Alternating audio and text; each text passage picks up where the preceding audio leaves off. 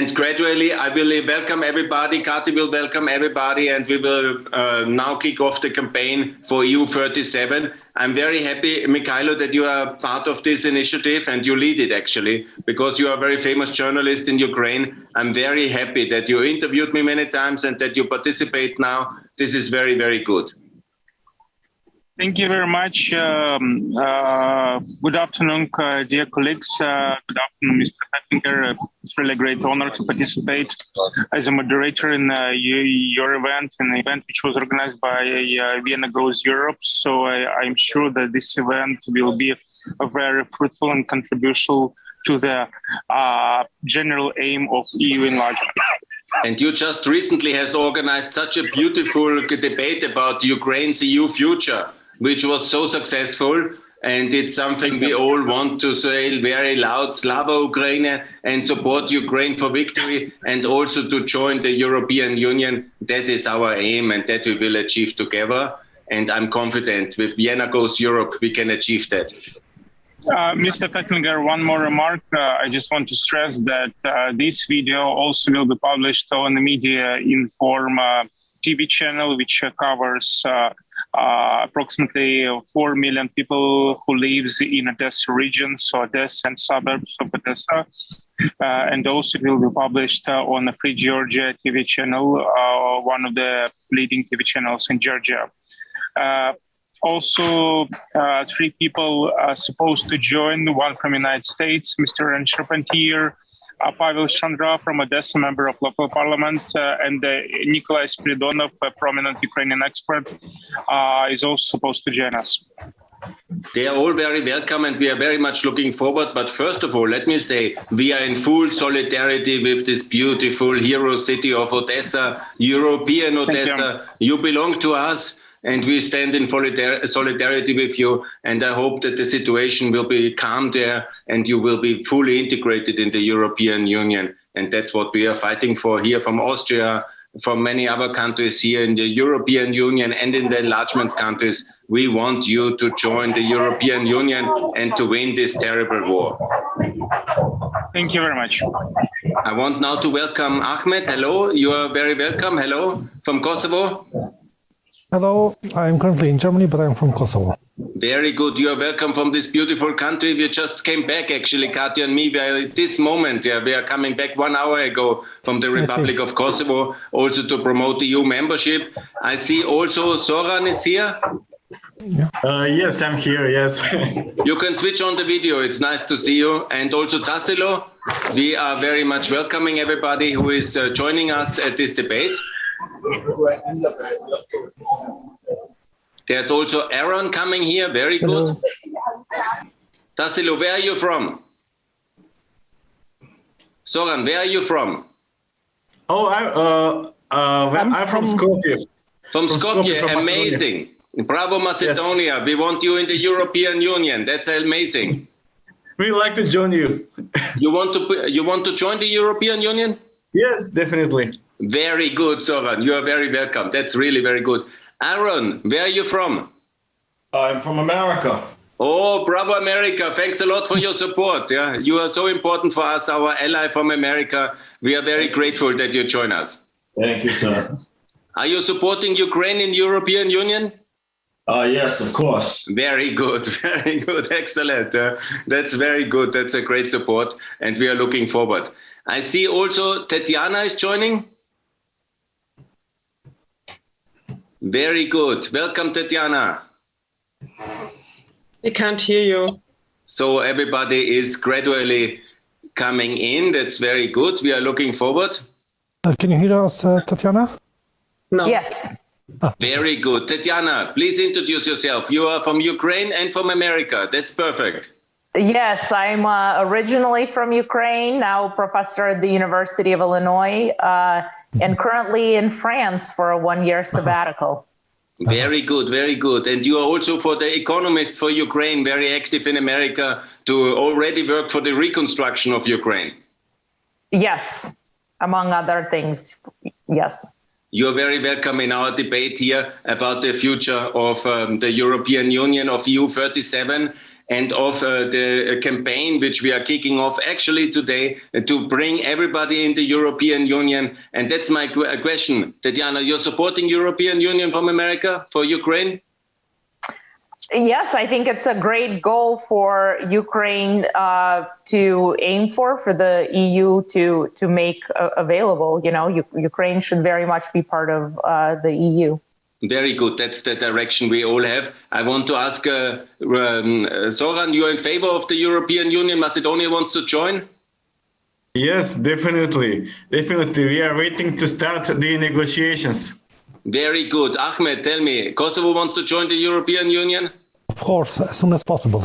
Very good, very good. Now we are starting immediately already to kick off the campaign. Our president, Kati Schneeberger, from the Vienna Goes Europe Association, and also a very aspiring politician from the Green Party in Austria, from Vienna, is now making a presentation, and we are looking very much forward to your contribution. I was just to welcome also Pablo Chandra.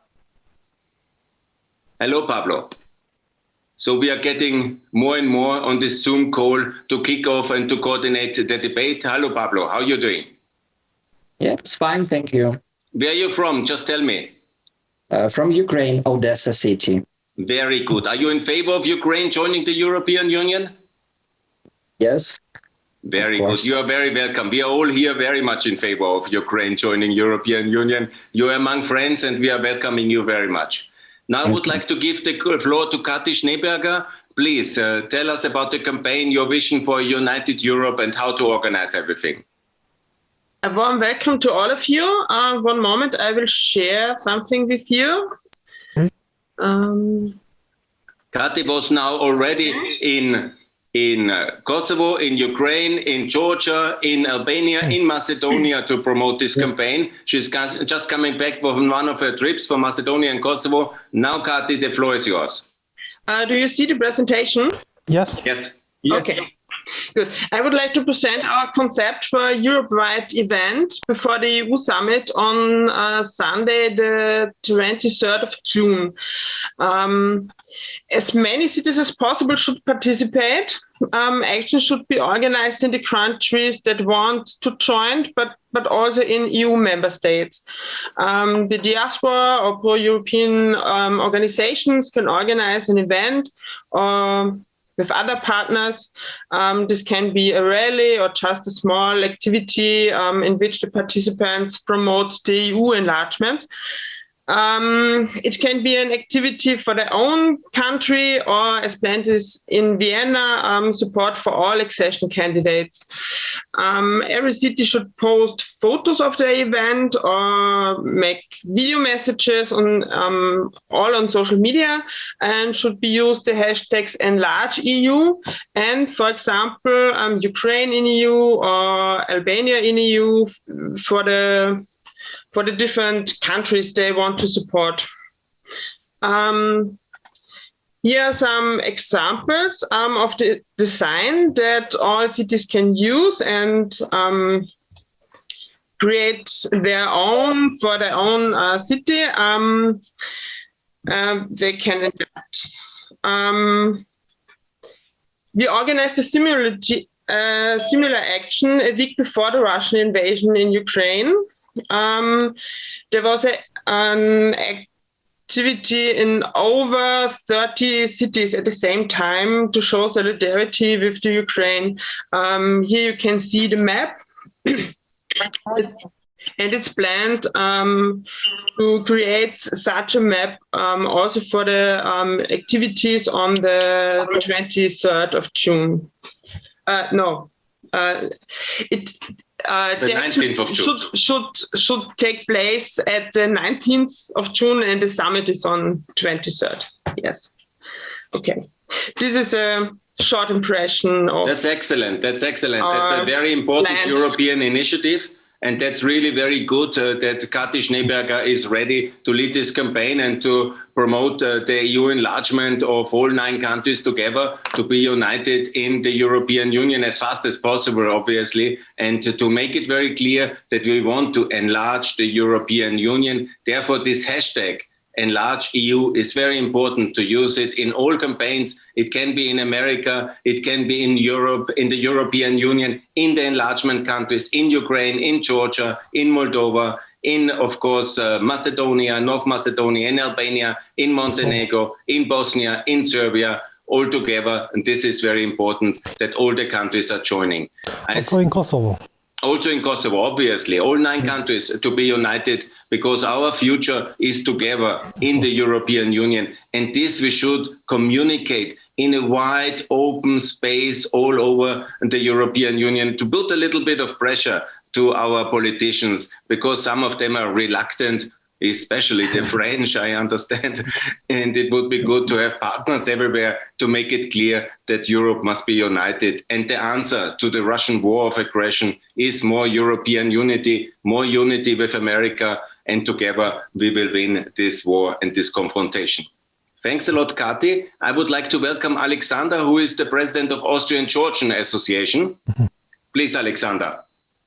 Very welcome. Hello, Günther. Nice for the invitation.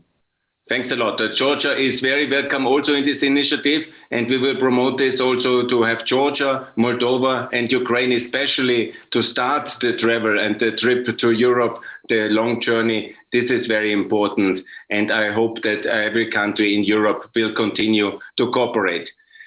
Please, Mikhailo, maybe from your side, how is the situation in Ukraine today, and what's the situation? I hear it's very heavy fighting, and of course we are in full solidarity. Can you describe the situation? How do the people envisage the campaign to join the European Union now?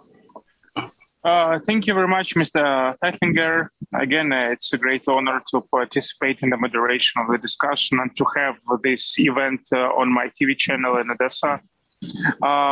Basically, the station in Odessa, fortunately, is relatively calm, even though Russians occupied the Kherson region, but I'm sure that the Ukrainian army is gaining more strength each day due to the valuable help which our American partners provide to us. So soon, I'm sure that Ukrainian army will be able to fight back our territories which were occupied and invaded by Russian forces. Obviously, according to the last polls which were conducted in Odessa, majority of the Odessa residents, they in favor of European integration. So more than 70% of Odessa residents, they in favor of European integration, and about 55% they in favor of the integration to the North Atlantic Treaty Organization. And these figures shows that now there is a great consent among all Ukrainians, especially after Russia launched its invasion. There is a consent that Ukraine has to move closer to European Union and to become a member of European Union. So this is a general consent among all regions in Ukraine. So it means that we don't have any other point of view rather than to join European Union, and this is very good. That's very good. Thanks a lot, Mikhailo. That we all support together that Ukraine joins. Please. But Mr. Fechinger, just to, let's say, to launch the discussion, I think that it will be very interesting for us to discuss an offer which were made by Boris Johnson, Prime Minister of United Kingdom, who actually offered Ukraine to create, let's say, a separate union, which will be joined by Poland, the Baltic countries, and presumably Turkey. And this union, according to Boris Johnson's plan, has to, let's say, in some way substitute European Union and some way to provide another opportunities for European Union. So for Ukraine, let's say, direction towards integration to European Union is a major direction, and we strictly follow this direction. Obviously, it is incorporated in our constitution, but still, for Ukraine, it will be very important to receive a sign of solidarity from European Union by granting us the candidate for obtaining membership status in the late June. But still, I would like to discuss with you, and I think that it will be nice if all the participants will say their opinion regarding these proposals, which was just made by Boris Johnson. Thanks a lot, Mikhailo. We will discuss this because there are several proposals now in the room how to really join the European Union. But most important is that now our initiative makes it very clear that there is public will in Ukraine to join the European Union. And we all in Europe, we want to support and we want that this is happening and that Ukraine joins the European Union. That is the most important. In June, there is the summit. And this is the decision which will be taken also with Moldova, also with Georgia. These are the flags. I have them all here in solidarity, because in this next 3 weeks, we have to push for that topic, for these decisions to be taken. First of all, I would like to make a short tour for the countries which for many years are already very active. And first of all, Macedonia. Can you describe a bit the situation? How is it in Macedonia? Do you want to join the European Union? Are you in favor of Ukraine? What's the situation, Soran? Please, go ahead. Yes, we want to join the European Union, and we are in favor of Ukraine and all the countries to join the European Union that are currently waiting. We have for some time now gained the status for EU, but we can't start negotiation due to different obstacles. But hopefully we will overcome the obstacles and we will start the negotiations as soon as possible. And I hope that they will start after the summit in June. Thanks a lot, Soran. We are absolutely in favor that the negotiations are starting, and this should happen now. This is so important at the moment that we really have a clear answer to the Russian war. This means unity, this means faster enlargement. And of course, Macedonia, North Macedonia has already NATO membership achieved, is a EU candidate country a long time, since 2005. It's now time to move on towards full membership very fast. Welcome, Macedonia. We are very much looking forward. Maybe Ahmed, you want to, thanks a lot. Maybe Ahmed, you want to talk about Kosovo and about the situation there. Especially Kati has now started a campaign for visa liberalization. That's very important campaign. Yeah. Maybe you can also sign and share this important Vienna Goes Europe campaign to help our friends in Kosovo. Ahmed, the floor is yours. Thanks for inviting me. I have already signed the signature on the change for the Kosovo liberalization of visas. And I have shared today multiple times that thing. So I just checked the situation of the signatures. It has almost achieved 7,000 signatures. So it's moving forward.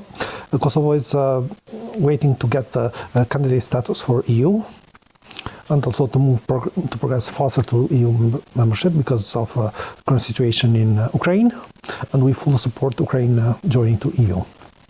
Very good. Welcome, Kosovo. We're very much looking forward as well. We had a wonderful trip now there, and this is really very important for us to have also visa liberalization and also recognition. And also, let's never forget, this was the last time NATO went to military action to liberate Kosovo. And many of us, anyhow, I think I can say like this, we would like to see very much military support for Ukraine, much stronger, because we have helped our friend in Kosovo. We should help our friends in Ukraine and have a no-fly zone over Ukraine in order to stop the Russian aggression also from the air, because this is what Ukraine needs so urgently. It's a military cover from the air, from NATO, and we did it for Kosovo. We should do it for Ukraine as well.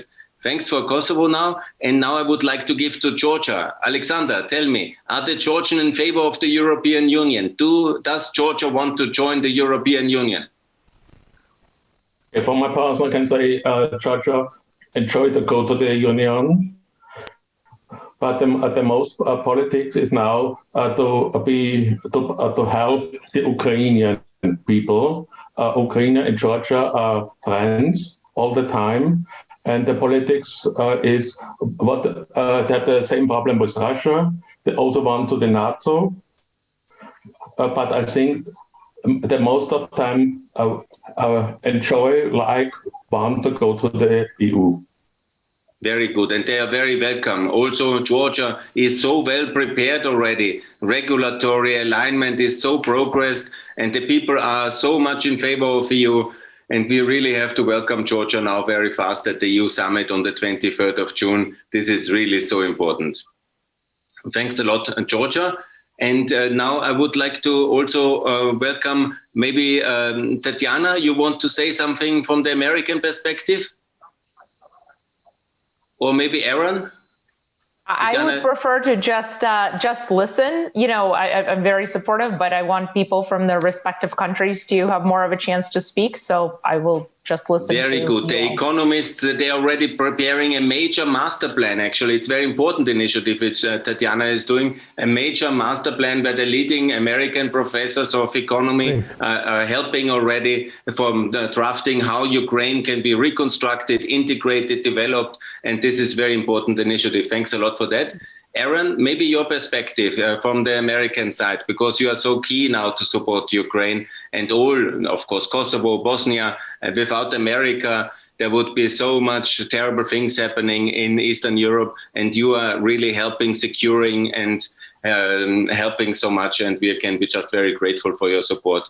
Aaron, maybe your perspective. I think the actions on the battlefield will determine a lot of, I think just the outcome of really anything. I don't think that there will really be any negotiating or between Zelensky and Putin. And I think so. I do think that airspace is. I am in favor of it. I wasn't at first, but I think that more and more as the war goes on, it just doesn't look like it's going to end. So I think before we really talk about EU integration, which I'm completely in favor of, I think that we have to wait and see how things play out on the battlefield. Absolutely, Aaron. You are 100% correct. Of course, the war must be won first, and we have to support Ukraine much more. America is doing tremendous things, has already budgeted $54 billion US. That's an enormous amount of money. And this really American generosity wins now, and it's really very important. Thanks a lot. Also, Europe has done a lot, but we could do more in the coming weeks, and we will do. Tomorrow, by the way, there is the EU summit. 13th of May is the next EU summit where the heads of states and leaders will come together. To give you an outline, it's the 6th sanction package which is on the agenda. That means the big issue if there will be an embargo for oil. We have the problem with Orban from Hungary. He is very much connected financially with Mr. Putin, and he is blocking this. Yeah? And we have a really serious problem with him. I have called the Ukrainians already very often, and I do this again. You should cut physically the pipeline to Hungary to squeeze Orban and not to let him profit from the business. It's much better to put this initiative from the Ukrainian side, because Orban is unfortunately more with Russia than with Europe, and that's a big crisis for us. But tomorrow at the summit, there will be very good decisions, I'm confident. And then we have another 23 days of action and activity to promote EU enlargement and also to support tougher sanctions, because I'm also in favor of gas sanctions. We should stop to buy anything from Russia, anything. And of course also oil, of course also gas, and we should be fast, we should be decisive, because our Ukrainian friends are dying and they're fighting like heroes, but we are sending money to Russia. This is absolutely crazy. And so we have to make an absolute embargo of all trade with Russia, and we have to do that very soon. And I hope the next 6 weeks we'll see a lot of American pressure on European decision makers that we achieve this, because I've studied all the enlargement phases of the European Union, by the way, and each single enlargement since the start of the European Union in 1950 and 57 and 73 and 86 and 81 and 2004 and 2013 and 7. Every time it was America who has supported us in enlargement. And you have always dealt with the French, because the French have always been against enlargement. I don't know exactly why, I have some suspicion, but this is a really big problem and we have to address it. And only America can systematically address the French challenge, because they have a very bizarre view, unfortunately, in Paris of enlargement. And that's also for the second debate, we will discuss about it, because I'm not so in favor of some secondary membership or some new European political community, which Mr. Macron has proposed, because we don't need a big parking space for Ukraine and for Moldova and for Kosovo and for Serbia and for Bosnia. We need equality of members in the political union which we have. And of course, this is the most important plan ahead, and that's the plan. So I want to welcome also maybe, yeah, please, who is the next? EU and NATO expansion is especially important now. And I think that also we have to strengthen our ties with China. Most important, our ties with America. This is the most important. Please, who wants to say something? Please, Mikhailo, Mr. Fechlinger, let me ask you a question, because you just asked questions to the participants. Now I would like to ask you a question. I will try to provide you, let's say, a Ukrainian perspective in some way. Also, Austrian perspective, because I used to do my master degree in University of Vienna for 2 years, so I know Austria very good. You're a real well friend of Austria. Thanks a lot. Yeah. I know each corner in Vienna. So, Mr. Fechlinger, it seems from Ukraine that there is, let's say, not really a conflict, but some, let's say, different views on the perspective of EU development between Eastern European states and Western European states. And it seems from Ukraine that Western European states, especially Germany and France, they pursue their own agenda, and they don't want to open the doors to allow Ukraine and Balkan countries to enter European Union. And they usually put on the table different questions like corruptions, etc., etc. We know that corruption exists everywhere. So it is matter of attitude. So it seems to us that France and Germany, they are simply afraid of Ukraine uniting with Poland, with Baltic states and Balkan states. So according to Treaty of Functioning European Union, they will have together the blocking minority to block the decisions of the Council of European Union. So Germany and France will have to encounter the position of, let's say, Eastern European states while they're making their decision. And it seems to us that Germany and France, they are afraid of, let's say, they're afraid of excessive influence of the United States on the European continent. So basically, I think that there has to be a very straight, a very fair conversation between Eastern European states and the Western European states regarding the future of the European Union. And this will be the key for Ukraine, for Georgia, Moldova, and Balkan states to join the European Union. We don't want in Ukraine to have the same story as it used to be with NATO when we were knocking the door. At the same time, Putin approached us, invaded several our territories, and we still haven't received explicit answer regarding European Union integration and regarding membership in NATO. Absolutely. It's very important that you become a full member in the political community, in the political union, in the European Union. Don't go in any other kind of directions. Yeah? The European Union for Ukraine, for Macedonia, for Albania, for all countries, because here we have a union of equality. Every member state has the right to vote, to veto, to be a powerful stakeholder. That's also one of the reasons why some countries are a little bit hesitant to enlarge, because then they have to take a country like Montenegro or Ukraine or Serbia or Macedonia very seriously. And they are very seriously. And that's the idea of our founding fathers of the European Union, that we take all the countries and their nations and their people very seriously, and that we build a union based on the copy of the United States. Because Mr. Jean Monnet, he is the father of Europe. and he has created the European Union from the beginning in the light of building a new United States of Europe here in our continent, in the copy of the success of the United States of America. And this is the future together to build this Europe. And I'm sure that Vienna Goes Europe will. I'm sure that the organization Vienna Goes Europe will repeat, let's say, the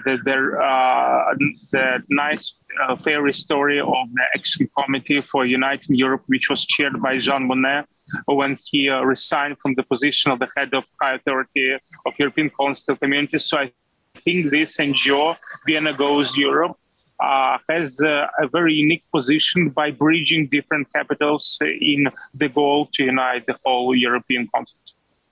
And that's a big vision to follow. That's big footsteps. But the idea is that we build a hub and a network of friends in all countries of enlargement, with our American friends, with our Ukrainian friends from Kosovo, Albania, Macedonia, Serbia, Montenegro, Bosnia, and all countries in the European Union, also with the United Kingdom, to work together and then to build a much stronger Europe out of this crisis, the war and the challenge from Russia. Because every time the European Union has enlarged, it was as a response to a war, which actually was always a Soviet or Russian war.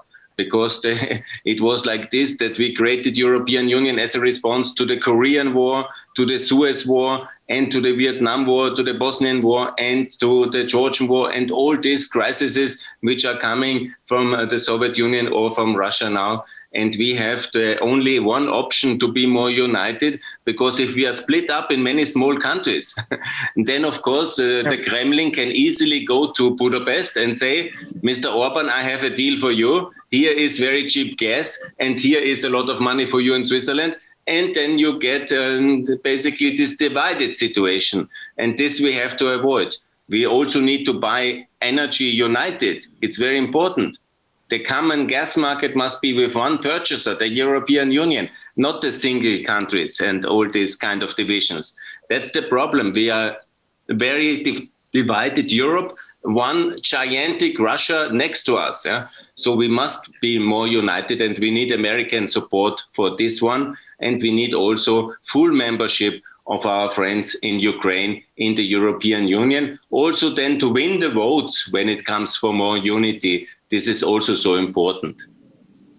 And that's why we want to be a EU from now 27. We want to go up to 37 countries. That means 9 new countries. And also hopefully to be one day so attractive that the United Kingdom says, by the way, we want to come back to this beautiful European Union, which is a union of responsibility, able to defend Europe together with the partners from NATO. Because this is our sister organization from the EU. It's NATO is like sisters. We are not a competition. We are sisters, partners, friends, and the EU should develop as a pillar of NATO in Europe. This is the better way forward. And the French want to build the EU against NATO, against America. And that's a big strategic mistake, as we see today, because only together we can win against the Russian challenger or enemy. Please. Mr. Fechlinger, I would like to ask a question our colleague, Tatiana, which will be purely economic question, if you don't mind. So right now, obviously, all initiatives, they are about economy. And I think that Ukraine has many things which we can put on the table, which might be interesting for European Union. Not only the fact that Ukraine is the largest country in Europe, and it has a population of 40 million people and very creative population. But we also have gas, oil, different minerals, etc., etc. So my question to, and obviously IT technologies. So my question for Tatiana will be the following. Why and how actually the integration of Ukraine to European Union can benefit European Union economically? Why, from economic perspective, European Union needs Ukraine? Well, so I think the issues that you've mentioned, or not the issues, but the advantages that you've mentioned are definitely important advantages of Ukraine joining the European Union. And you know, I think one issue with enlarging the European Union has been like this, a bit of xenophobia, you know, honestly, right? This is one reason why the UK left. Switzerland almost passed a referendum restricting freedom of movement. And I think that is probably something that the EU, without saying it out loud, that is one barrier to having Ukraine join, because the labor that Ukraine can provide to the European Union is very valuable. The population is very educated. You know, wages in the Ukraine are fairly low. And I think from some people in the EU, this brings up fear of you know, immigration and so on, but it can be like a very good thing for the European Union to enable it to better take advantage of the human capital that Ukrainians have to offer, you know, at advantageous rates. So from an economic standpoint, I think it can be very good for the European Union to have more resources integrated into the economy, you know, natural resources as well as human capital. Thank you, Tatiana. That's very important contribution that Ukraine can make to the European Union. I think it will be absolutely fantastic already, since we have concluded the important free trade agreement, the so-called DCFTA in 2016, which was the contentious point of the Euromaidan. But since then, the trade integration of Ukraine has been significantly higher towards the European Union, to the big benefit of Ukraine and of the European Union. It was fantastic. And now when the war started, we had already a lot of issues with supplies in the automotive industry and in the agriculture food industry, because of the high level of integration of Ukraine in the European value chain of especially the agriculture sector and the automotive sector and the metal sector. And that was a really big success. And it's, by the way, one of the reasons why Putin started this war and escalated it in 2022, because he saw how successful European Ukraine is integrating economically already, and he wanted to destroy this success. That's the tragedy of the year. But Ukraine is very welcome. I see Ahmed, please, one question. Okay, so initially during the war in Ukraine, I saw so many videos from people from China. And what they said that the mediums have published texts that contained very bad messages, like we should get Ukrainian women to have them as sex toys. It's terrible crimes which are happening. Terrible crimes. But in China, not in Ukraine. It's even so China is very deeply problematic country. For that reason, it would be very good that China had some consequences about it. It's a big question, you know, if we should be very tough on China or try to break China away from the Russian alliance. That's an open question. It's something for a different debate, maybe. But nevertheless, if they... Mr. Please? Yes, sorry, Mr. Feckinger. Finish, please. Carlo. Yeah. Not just this big debate. Yeah, Mr. Feckinger, just if you're talking about... if we're talking about China, I would like to ask Mr. Charpentier, because he has a unique experience. He has lived in Ukraine for several years and in China for 10 years. So if you don't mind, I would like to ask him from his own experience. Mr. Charpentier, we know that China is quite traditional and quite powerful state, and obviously to understand Chinese wall, Chinese system, it really takes time. So, and obviously, I think that dictator Putin, actually, before he started his invasion into Ukraine and into Georgia, he secured the neutrality from China. So it seems to me that we have to try to bring China to the table, so at least not to allow China to be an ally of Putin. And I think that President Biden's administration right now is doing everything in order to bring China closer, let's say, to Western allies in this conflict between Ukraine and Russia. So what can you recommend from your own perspectives? How we can, let's say, effectively work with China? I'm not talking about Ukraine in particular. I'm just talking generally about, let's say, European continent, because China is also a member of Security Council. Please, Aaron, go ahead. I think that it's very important for the EU and for my country to be engaged with China. And I think that the way things are going now between America and China is really it's really holding. I think that first of all we need to have better relations with China, America, and Europe. And the way to go about that is to show friendship towards China. And I think that the media in America is, I really hate to use the word, and I don't use words loosely, but a lot of it's propaganda towards China. Because the reality that I experienced in China, the reality that my friends experienced in China, is just not the same thing. That for one, there aren't a lot of I don't think that there's a humanitarian crisis in China either. And I think that there are also a lot of freedoms in China that in some ways there are there's more freedom of speech and more freedom in China than there is in Europe and in my own country. And I just think that to discredit China the way that Europe and America does, I think that it just makes it more difficult for us to work with China.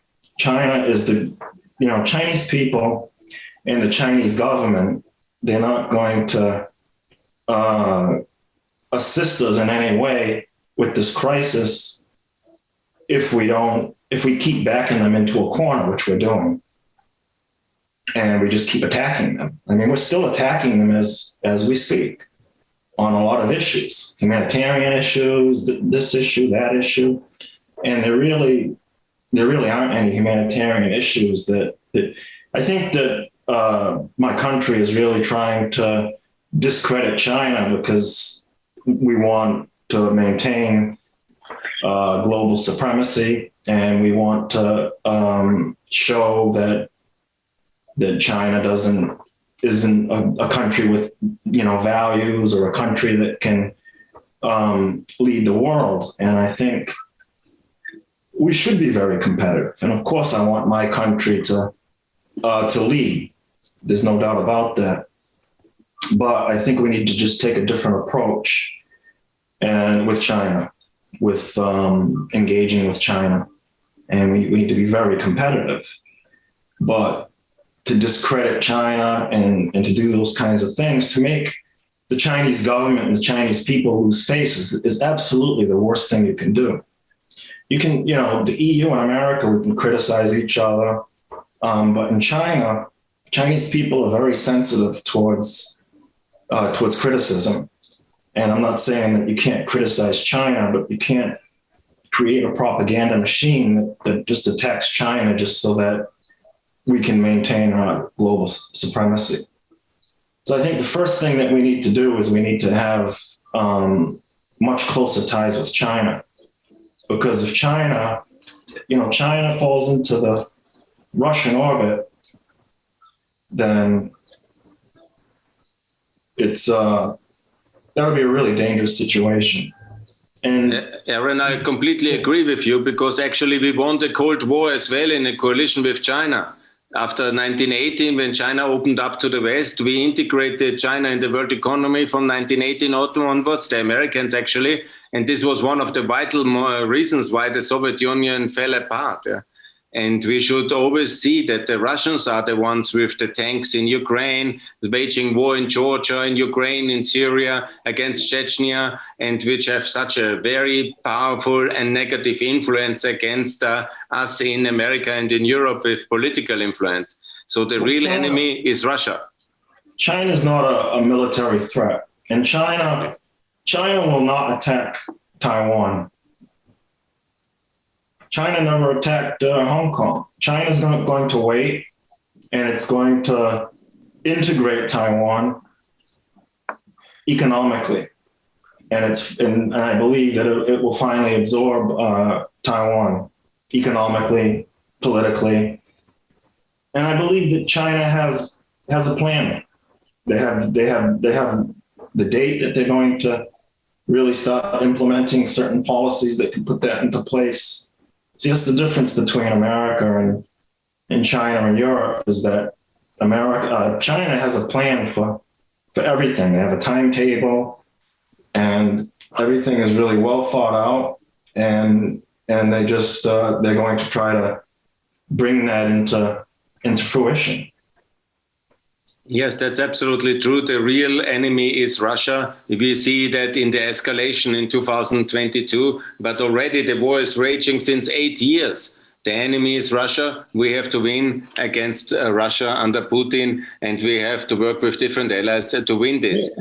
But most important, what is very important one moment, is also to make an alliance with all countries of Southeastern Europe. And Ukraine has an important role here to play, and especially the city of Odessa has an important role, because you're so close to Romania, to Bulgaria, but also to the Western Balkans. So it's very important that the Americans and also the Europeans together, they give Ukraine a very big role in the future of Europe in the future, and to make also a leader of the whole group of enlargement, and to bring together a more stronger Europe, united of 37 countries. And here Odessa could be, for example, the place to meet, to organize, to have an Odessa European Forum, and to really very strongly work together for the success of Odessa in Europe, in the EU, and also with all friends together. That would be perfect to be united.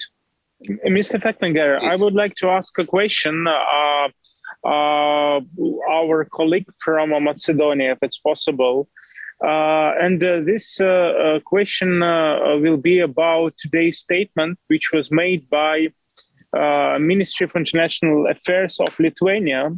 Maybe colleagues, you heard this statement where a Minister for International Affairs, he actually stood against all talks by some European leaders, and Henry Kissinger, the former State Secretary of the United States, who called actually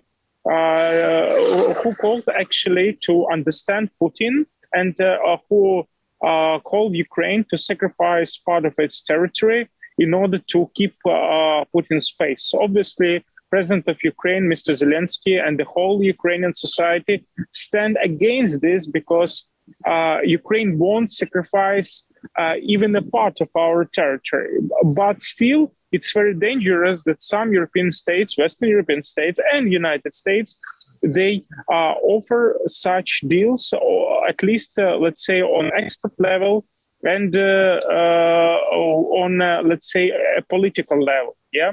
So is it really dangerous for European unity? Because European unity is based on values. And one of the value is actually the respect of the territorial integrity of each member state.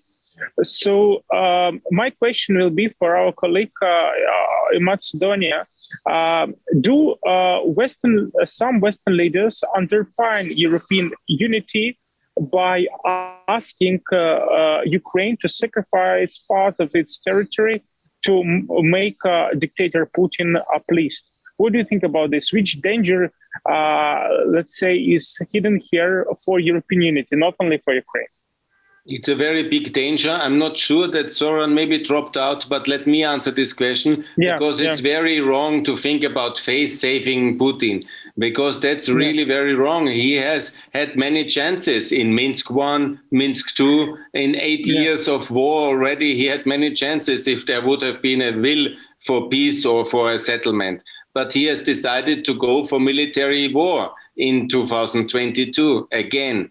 So face saving, why? I cannot understand this argument. It's a part of appeasement policy of pleasing dictators, like they had done it with Hitler, and it led to another war, to an even terrible Second World War. So what we should do, and what we should have done already in the times after Minsk II, we should have clearly integrated Ukraine into NATO, built on the Western German model of 1955, when there was clarity in Western Germany joins NATO, 55, and so there was no war, because America and Germany and the whole NATO allies have secured the border with the Eastern occupied Germany. And if we did the same in 2016, 17, 18, as I have said many times, to integrate Ukraine in NATO, even as a divided country, which is very unfortunately, but we could have secured the contact line with our NATO forces, and we could have secured the isthmus to Crimea with our NATO forces, and there would be no war in 2022 if Ukraine would have been taken on that model into the NATO and as well the European Union. So our very bad policy of face-saving Putin has given him the opportunity to make this terrible war, which is so costly in human lives and which is so costly in money as well. And so we have made many mistakes. And if we now face-save Putin, it will just encourage him to make a more war later, and it will be complete disaster, and we should never do that. No, I agree. We can't appease Putin. I think that in his mind, might is right. And again, I'm a man of peace. By the way, I'm a descendant of Charles I of Austria. He's my 12th cousin. So, for me, we are now no longer a monarchy, but it's nice to meet you. And I normally don't share. I normally don't share my personal life, but for the first time, I decided to do it. But so anyway, I believe in peace, but I believe that sometimes we have to fight for peace, and this is a good. This is we're in a crisis that there's really no way out but for Ukraine to win this battle, and I think Zelensky, we all know what happened when Charles I gave up land, right?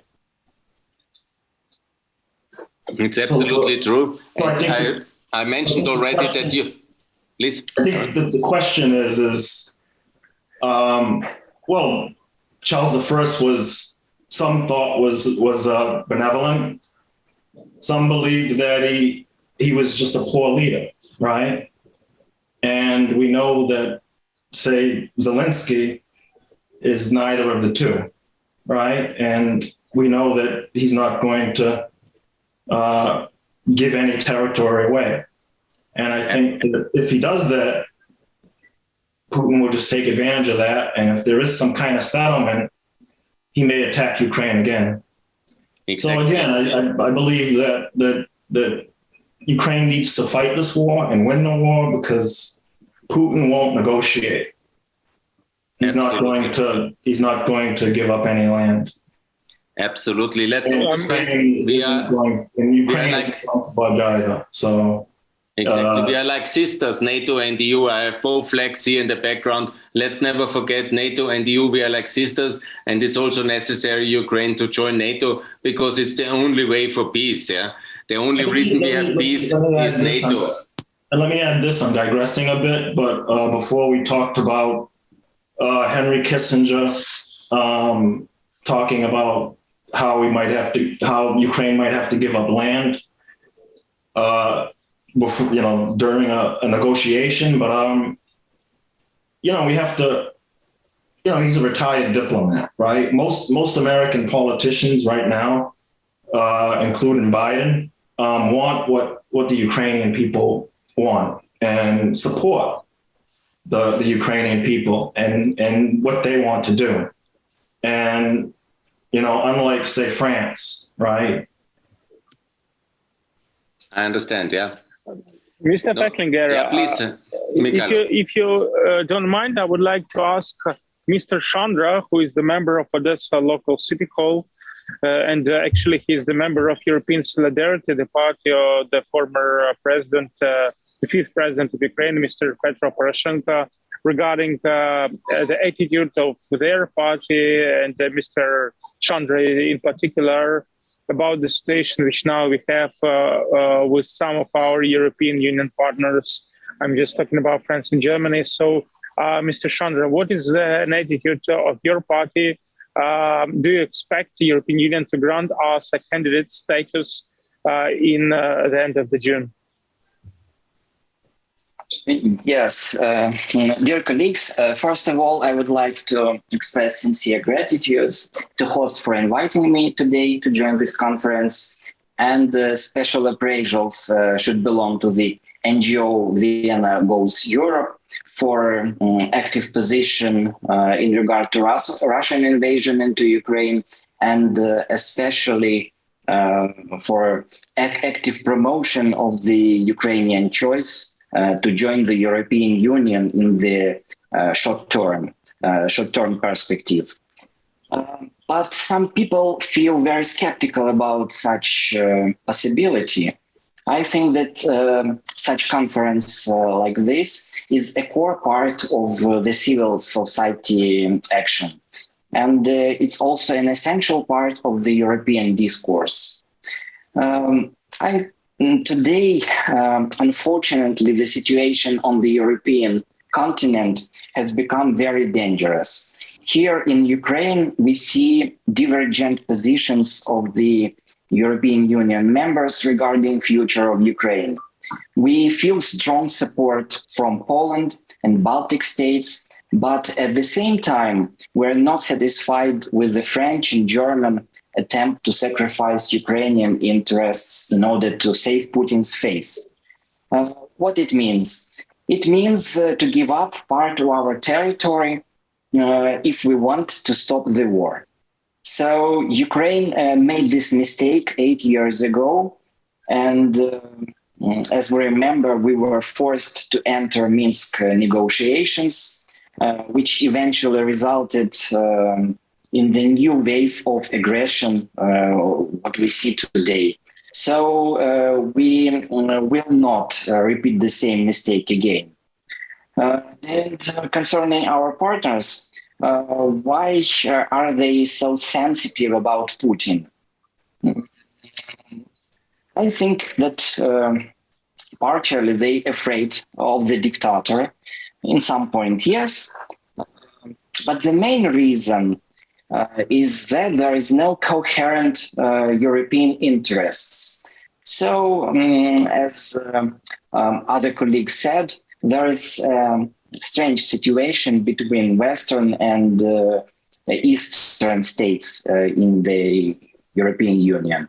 So Western European states still are very hostile to the Eastern European states. And they don't want Ukraine to defeat Russia and enter the European Union. Ukraine is a big country, and together with Poland, Slovakia, Baltic and Balkan states can change the agenda of the EU development. So that's why during the last 30 years, we have not heard explicit answer of the European Union future for Ukraine.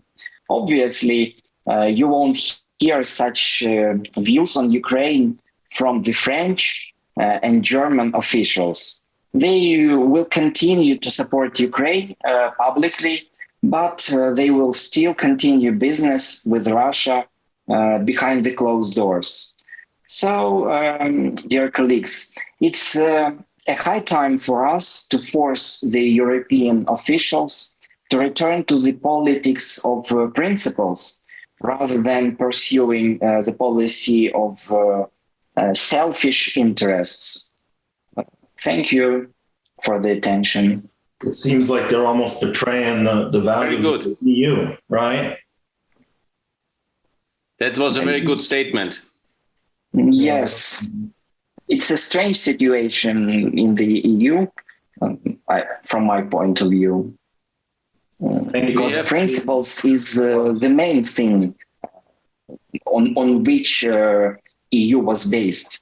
And when we see it, some leaders of some countries in the European Union, I don't see this situation. It's absolutely true. You're correct. But I would like to make it a bit more complicated, the picture, actually, because in Germany, there are political parties which are very much in favor of Ukraine. This is, for example, the Green Party, they in the government, and also the Liberal Party is quite good in that respect, and also to send more weapons and to be very active. The problem is more with the Social Democrats. The Social Democrats, who are now of Olaf Scholz, they have a traditional policy of buying energy from Russia in order to have good economic relations and supposedly then to have peace. But it was never peace, the result. The Russians took the money and they waged war in Africa and Asia all the time during the Cold War and were terrible enemies of America in many, many countries of the world with the money the Germans have sent them. So that policy was always a big mistake.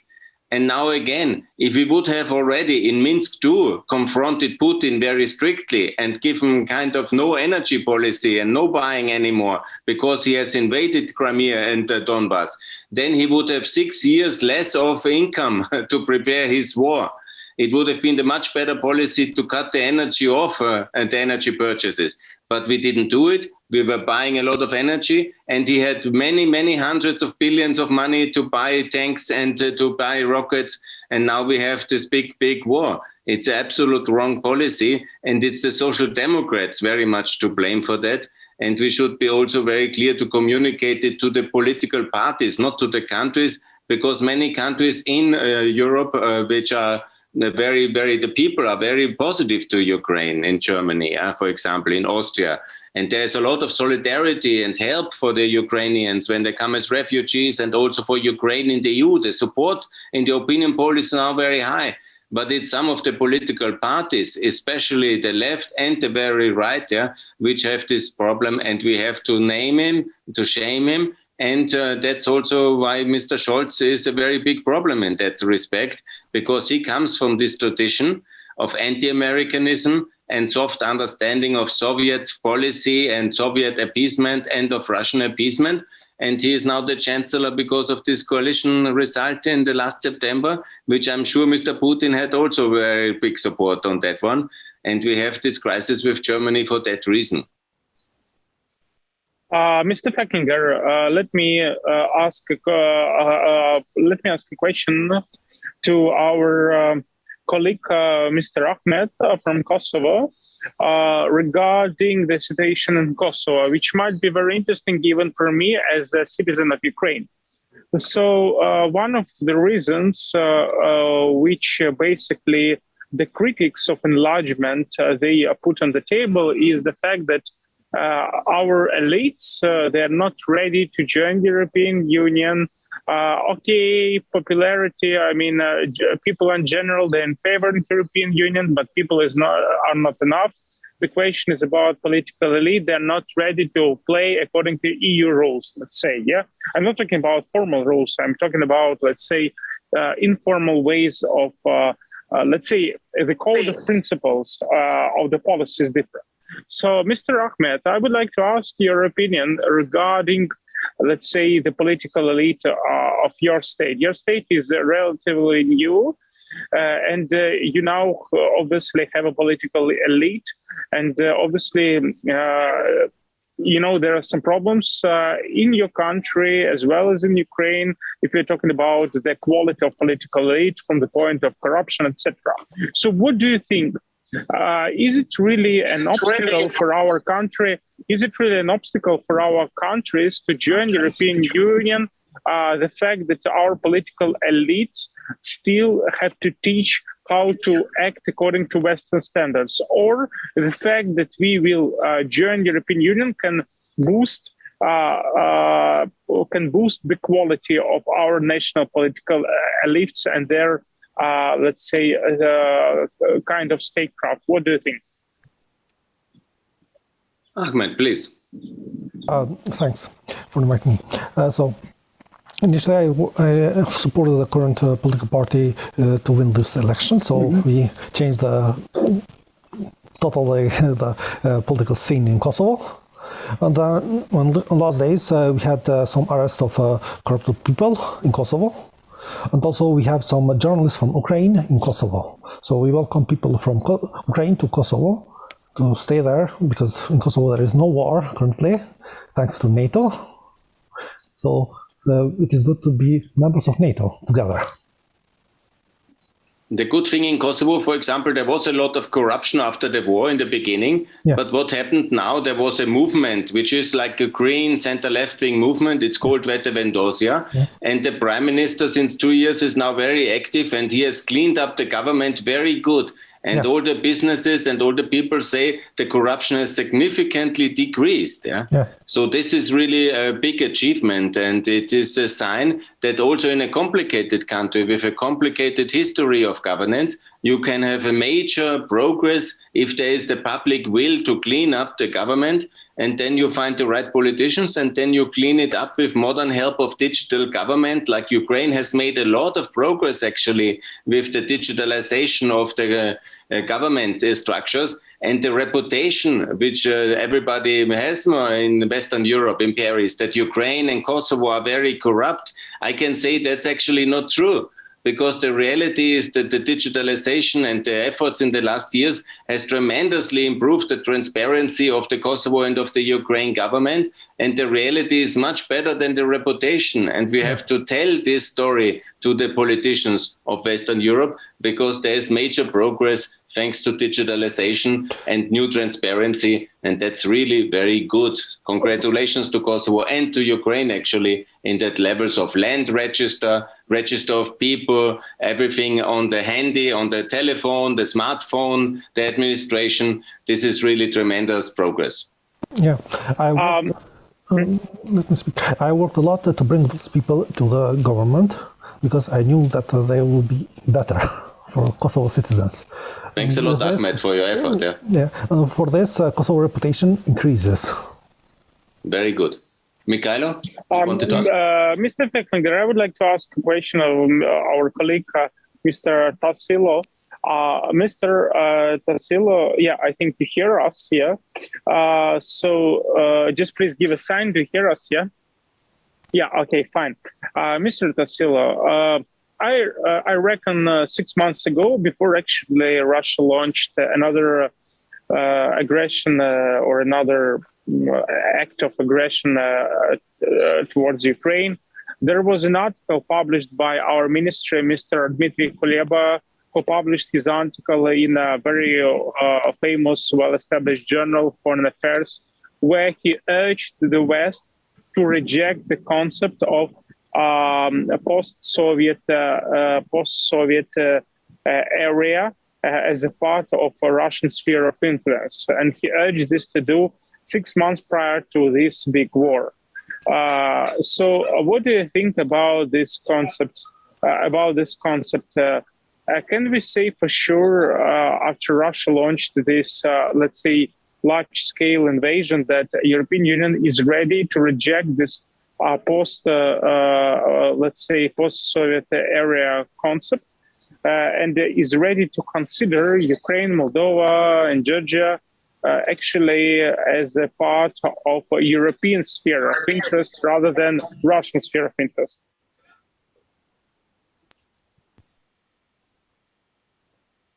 Please. You're welcome. Hi. You're welcome. Yeah. Hello. Thank you. I think it's the problem is the reality what Russia wants, and I think we have to build a strong will over the entire Europe to build now a new constitution that will be the answer to Putin. That we must want this a new constitution, and there is not, I think, the will in the entire European Union to change the contract of the European Union. There's a lot of different the North European, like for example Sweden or Poland. They don't want to have to change with the majorities, to change the treaties. And I think that the answer to all this of the behavior of Russia must be another answer of Europe. But it will be very complicated at the moment. And we need a convent, like Macron said.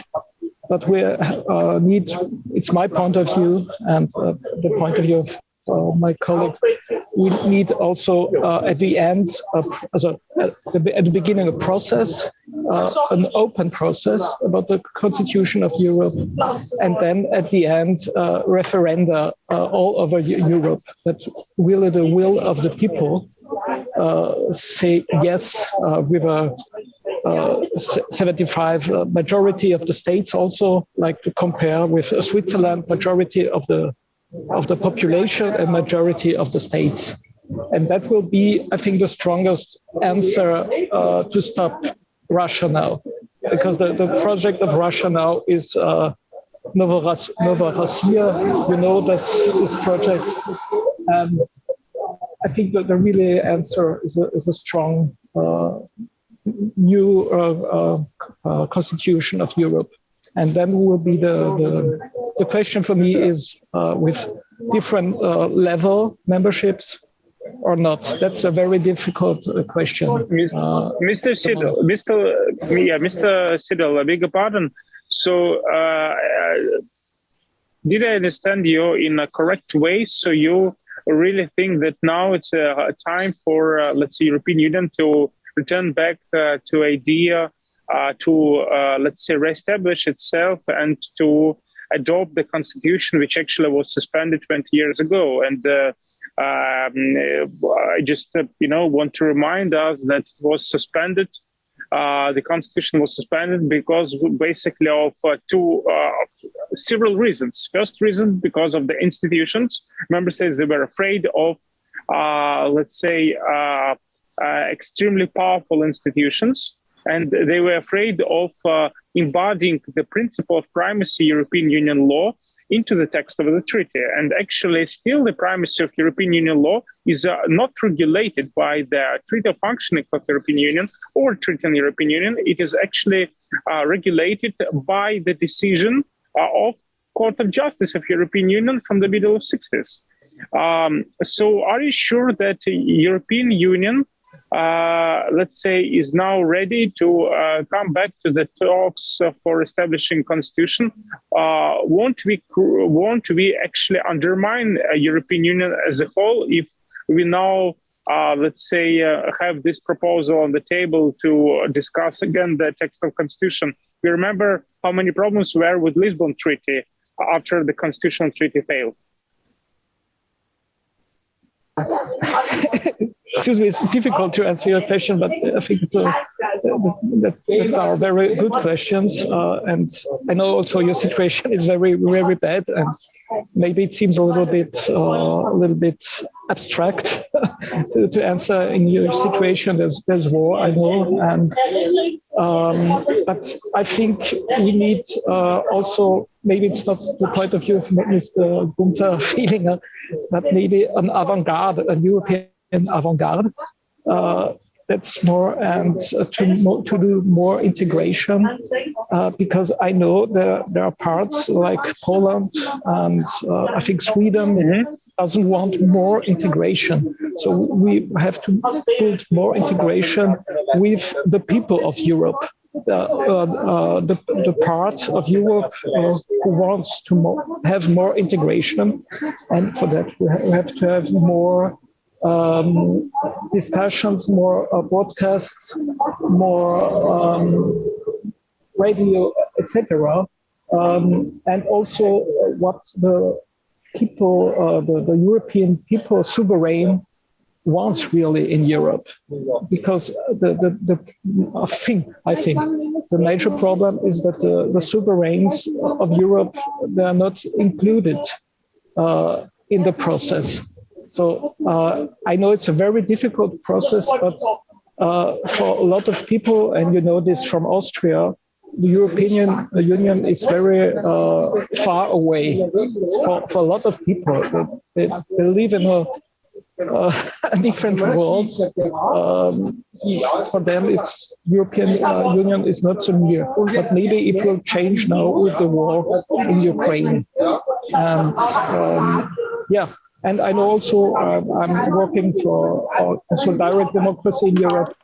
And I know that there's a lot of change in Ukraine in the last years, and that's maybe they will bring a lot of new things to Europe, because they know now the values of Europe, because now we are to, I don't know what's the English term, to bequem.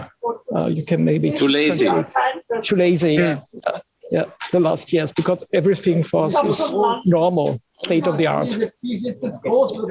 Thank you, Mr. Fecklinger. I would like to ask you a question regarding, let's say, multi-speed Europe or two-speed Europe, the concept which was originally proposed by President of the European Commission, Mr. Jacques Delors, back in the middle of 80s. We know that there is actually an instrument inside the Treaty of Functioning of the European Union which stipulates the enhanced cooperation, which can be established by separate member states within the framework of the treaty. So treaty allows enhanced cooperation. So what do you think from your perspective? Which way generally European Union, which direction generally European Union has to take? It has to promote enhanced cooperation between member states, different member states, which actually now exist already, about some questions. It has to promote multi-speed or two-speed Europe inside European Union, or it has to really launch a big talk about re-establish European Union as a more coherent organization with a constitution. In reality, Mikhailo, we have a multi-speed Europe, but we have a very slow-speed Europe, and we need a full-speed Europe. That's what we need, yeah? We need to integrate much faster, and we need to be more united. It's obviously in some sectors and in some aspects, it can be, for example, that some countries go ahead and the others come a bit slower because they don't want or they cannot. But the main thing that we need more unity must be clear. So where we, for example, need more unity, it comes to the currency. Everybody should have the euro. There is no reason why not to have the euro. Poland, Romania, Czech Republic, Hungary, and also the countries which are not in the EU at the moment. Even Ukraine, it's much better to have the common currency than to have constant decline currency. We must be more solidarity in many other sectors like energy. Russia is one state selling the energy to us. We must be one state buying the energy. Then we can defend each other and we can negotiate good prices because we are united. So we have, for example, Schengen. That means the free movement. We must, of course, include the Western Balkans and Romania, Bulgaria, because we are not the union of the rich racists of the West with white faces, but we are the Europe. So everybody must be together, like also the poorer people in, let's say, Alabama can travel freely in all the United States of America, obviously. And why not the Kosovo Albanians or the Romanians, This is something which I cannot understand in many aspects, that we wait so long for Schengen enlargement for Romania, for example, Eurozone enlargement for Romania, or the question now is resolved with the OECD enlargement. But we need in all aspects to be more united, but also when some countries don't want something, for example, we have to respect it. If the Danish don't want to be in let's say, the Eurozone, okay, we can respect that, but we should also not somehow say that's good, because there's nothing wrong in the Euro. There's nothing wrong in NATO. There's nothing wrong in the EU. It's something wrong with the countries which are not in NATO, because the Austrians, they work with Russia, the Maltese don't care for the solidarity, and so on and so on. It's them, for example, the Norwegians who don't, and the Swiss who don't want so many foreigners because they are so super rich. It's these countries who are wrong. It's not the countries inside the EU which are wrong. And that must be very clear, that the unity is so important, especially when we see now the crisis economically, when we see the strategic challenge of Russia. Then, of course, the unity is absolutely the only logical, intellectual, understandable answer to such a kind of a challenge. And we have always done it in the past, and we shouldn't, by some xenophobia or kind of semi-racism, say, okay, but these people are a bit different. We are all Europeans. It's so logical. We have now, for example, because I know the economic arguments very well, the Germans are always saying it's very expensive to take Kosovo or Ukraine in the European Union. This was now for 10 years since we took Croatia in the EU, 2013, it was the argument the Germans say, and the Austrians as well, it's very expensive.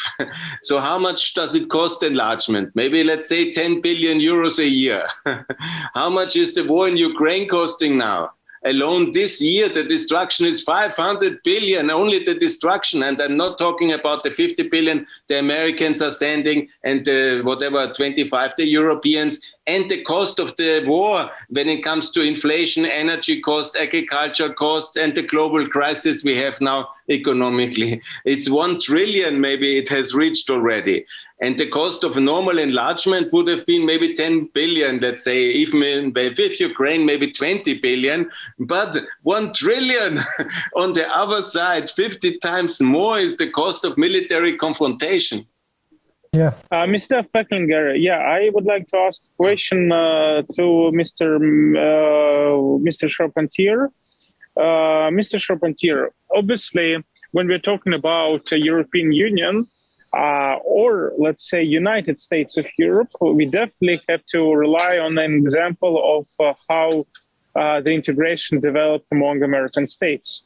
Let's say from Articles of Confederation back in the end of 18th century till the creation and signing of the Constitutional Treaty of 1887. Yeah. So we know that there are different legislations, some local legislation, state legislation in the United States. There are, all 51 states of United States. They have different origins. Yeah, some of them was private states, some of them were crown states, etc., etc. So, and still there are some differences among member states of the United States of America. So how actually, or what do you think, what helped American states to overcome all obstacles in order to keep this alliance, in order to keep this balance, to maintain the big and powerful connection in the form of United States of America? I think these lessons can be very valuable to our discussion and generally to the European Union integration. Well, let me talk about culture, because we've been talking a lot about xenophobia, right? And in America, each state does have its own unique culture, right? I'm from New England, and we're very close to New York, but geographically, but culturally, we're very different from New Yorkers, right? We're very different from a lot of southern states, but there's an American culture, and it's something. It's almost beyond culture. It's more of a state of mind, and it's just there are just common things that unite us as Americans.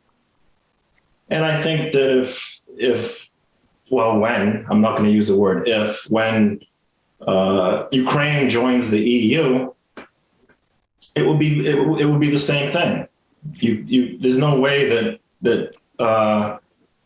Ukraine's or Ukrainian culture was going to overwhelm the EU and just change its culture. That's not going to happen. Even if you integrate a lot of Eastern European countries, that's not going to happen, because eventually Ukraine is just going to, I believe Ukraine should hold on to a lot of its traditional values, but it also needs to, and it will, when it joins the EU, that it needs to adopt a lot of the Western European values in the EU. And I think it'll come naturally. I don't think that it'll be something that they really have to work at.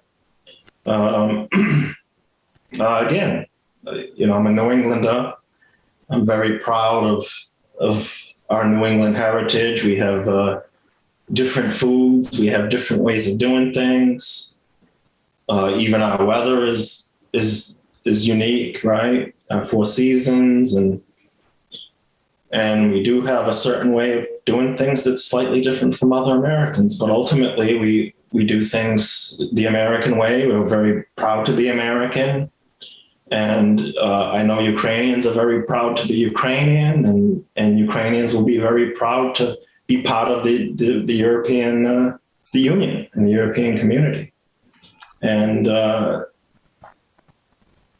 I'm certain that they'll be able to acclimate very quickly to that culture. Mr. Feckinger, I believe that Ukraine already does share a lot of. Michael just Western wants European to Aaron, because to Aaron it's very interesting point. When you looked at the United States of America, they started with 13 states. 13 states have created the Union, and now there are 50 member states of the American Union. And we started with 6 states, and now we are going 27, and then we will be 37. It's a natural thing, because it's an attractive mechanism of a federal project. And it took a long time for 50 member states of America, because I remember Oklahoma and Texas and Montana, it was not started like this. It took a long time, and it was always a very big decision when taking in the new countries. Who will they vote for? Because there was a big debate in America, in that case about slavery, but about other issues. And it's also in Europe a big debate, because the question is always, who will Ukraine vote for? Will it vote with Poland? Will it vote with Germany, with France? Yeah? And we are in this debate, obviously. And the French are very not in favor of letting new countries in the European Union, because they think that all the new countries which are coming now, like Ukraine, Moldova, Georgia, Kosovo, they will more or less vote more with the Germans and with the Polish, and not with the French. And that's one of the reasons why we have this delay in enlargement. Kosovo, I mean, they'll also... No, again, I'm sorry. Kosovo will vote together with Germany, because we are together. But France decides its own will. Yeah, the French are blocking the countries, and then later they are angry that the countries don't like them inside. Well, Mr. Feckinger, please. Yeah, please. What is the question? Yeah, Mr. Feckinger, actually, I wanted to ask you a provocative question. You know that, obviously, European Union played a very wise game in terms of Serbia and Kosovo. We know that there used to be, obviously, historically very tense relations between Kosovo and Serbia. And there is only one way how Serbia and Kosovo can live, let's say, live together with a friendship, etc., being part of European Union. We know this. And both Serbia and Kosovo, they have a very strong impetus for their development and for the peace, let's say, regulation of the relations inside the European Union, or if they want to get to European Union. So my question, provocative question, will be to you. So now we have, let's say, dictator Vladimir Putin, who is in charge of Russia, who converted Russia into the chauvinist dictatorship, and he suppressed freedom of speech, and he brainwashed Russians' brains, during the last 20 years. But there was a time in the history of Russia, after the collapse of Soviet Union, when there was a minister, Kozyrev, who is actually now in the United States, lives in the United States. There was Mr. Haidar, other politicians in Russia who actually wanted to integrate Russia inside the European Union and inside NATO. And I'm sure that if Russia in the 90s would be, let's say, closer to European Union and NATO, it would allow to keep the democracy in Russia and not to allow former KGB officers to take power in Russia and now to represent a threat to the whole Europe and also invading Ukraine. So do you think that it was actually a failure of NATO and a failure of European Union at that time, Western European states at that time, not to keep Russia closer in order to help itself to transform and not to allow dictatorship to emerge in this country, you know? Thanks a lot. First, to the question about Serbia and Kosovo and Bosnia, they are complicated, but the answer to all the crises we have is the European Union. They will be united in the EU, in NATO, in the euro as a currency, and then the people, no matter what the borders are, they will live together in one European Union, but as separate member states. And of course, this will be the outcome. The way might be a little bit more complicated, but that will be the outcome. And we will have a member state Kosovo, a member state Serbia, a member state Bosnia. They will have the same currency, and they will be also defended in the same defense union, alliance, NATO, and that will be the result. And we will take some time to negotiate. It is always too complicated. That's unfortunately and slow, but the result will be peace in NATO, EU, and the euro. When it comes to Russia, we have done a lot for Russia in 91, in 92, in 93, 4. But imagine, it was very complicated. When Russia, Soviet Union fell apart, it was basically civil war in Russia. Remember, 93, the parliament storm. It was 94, the war in Chechnya. It is very, very complicated crisis country. And we have done a lot of money. The Americans spent a lot of money, many billions of euros and dollars to support the Russian transition. And we also supported Yeltsin as much as it's possible with this NATO Russia Council to integrate them in the defense and all these issues, financially, politically, to take Yeltsin very seriously. But unfortunately, the KGB, and they have hosted this kind of coup in 98 with the ruble crisis in August, where the economy fell. They stole a lot of money from the IMF with the Svimaco scandal. And then the whole kind of counter-reaction of the KGB came, and they plotted to have the coup in Russia, basically to put Putin to power, with all the apartment bombings and with the Chechen war, with the second one. And also they were from day one trying to get the control of Ukraine again. Remember Mr. Chernobyl and all this crises around him. So we are in that situation. And, you can always say we should have done more for Russia in 1990s. But we have done a lot. But sadly, we lost this civil war inside of Russia between the liberal reformers like Nemtsov and Haidar on the one side. There are Parachniks around Yeltsin and Chernomyrdins in the middle, and the extremists from the KGB side. And they are the most brutal, they were the best trained, and they had the most to lose. And they have plotted basically for the conquest of Russia, and we lost it. And can we do something better the next time after Putin's fall? I think, yes, we have to learn. We have to de-recognize already Russia, and there's new republics like Chechnya or others. We have to recognize them from day one and allow their freedom. Because Russia is, as we see it now very clearly, it's bent for conquest. It's a brutal colonial power. And they are now trying, of course, with military force to impose themselves on the east of Ukraine. And this is something they will do again and again. It will not stop. And of course, we need to have a better strategy the next time. But we did a lot already, that I wanted to say.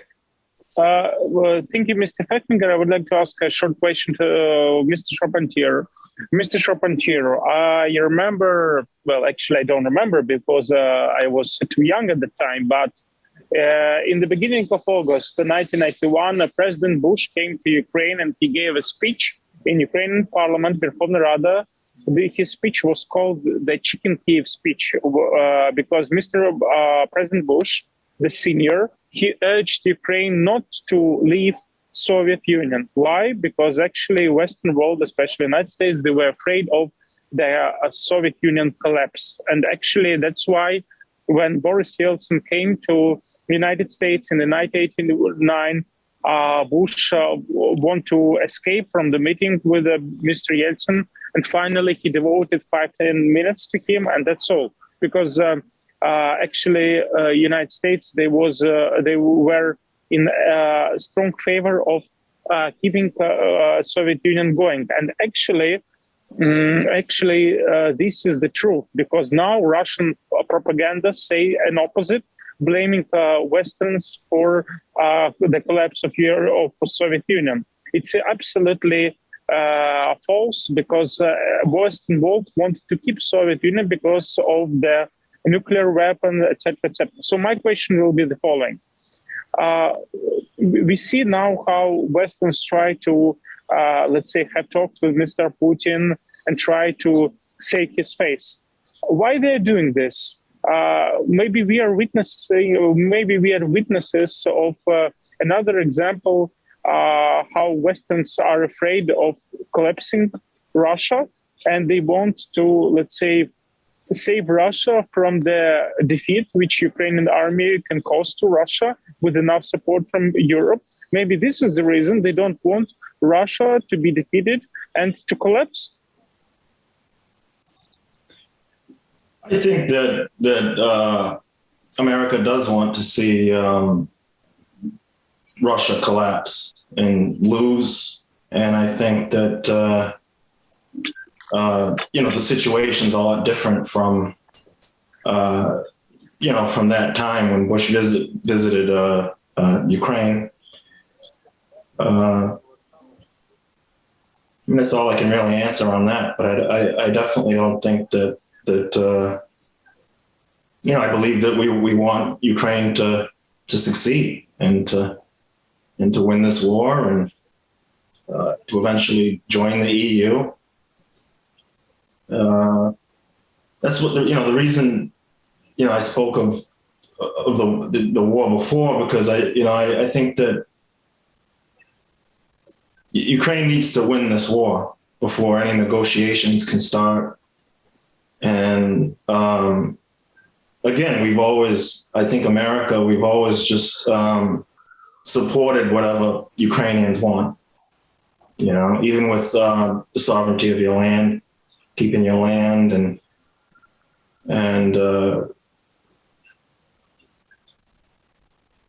I just think that victory for Ukraine will put not only Ukraine in a better position for negotiation, but it'll also help the EU and North America. I think that the EU is really, especially France, is really looking at their own interests, and it's really hard to tell what. I think that they don't really respect Ukraine's sovereignty the way that we do. Mr. May, also it's very interesting debate, because you're absolutely right. George Bush came to Kiev and he made the Chicken Kiev speech. Yeah? And they had the same policy also for Yugoslavia. They were always in favor of keeping Yugoslavia united, and it's also for the Soviet Union to be united. That was the policy of America in the 1990s. Yeah? And only when they saw how brutal then Milosevic was in Bosnia and in Croatia, they have then started to help the countries and to recognize independence. For Macedonia, it took until 1994 only that the Americans have recognized Macedonia. And for Kosovo, for example, it took another war in 1999 to really recognize then the independence in 2008. And the thing is, That's the one thing we should learn from the past. And also when the next crisis of Russia comes, we should be much faster in recognizing the new countries and to help them to get free.